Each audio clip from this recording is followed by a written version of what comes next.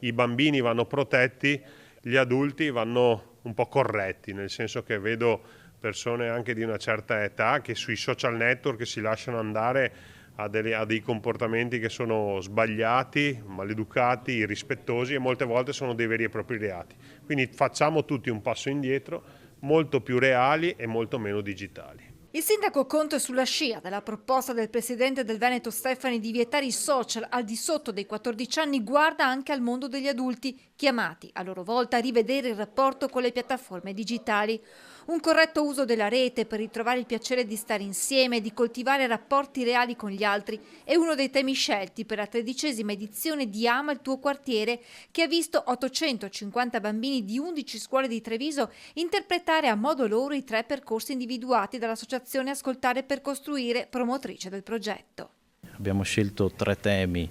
legati all'attualità e al vivere in comunità, come una vita senza schermi, la scoperta sensoriale del quartiere e le amicizie vissute in senso positivo. Il gadget scelto, un pallone, simbolicamente rappresenta il bisogno di allontanarsi dagli schermi per tornare all'aperto, ad esempio proprio in un campo da calcio. Abbiamo bisogno di ritornare al mondo reale e invece il mondo virtuale in cui i nostri ragazzi si stanno abituando a stare, a costruire relazioni, non ha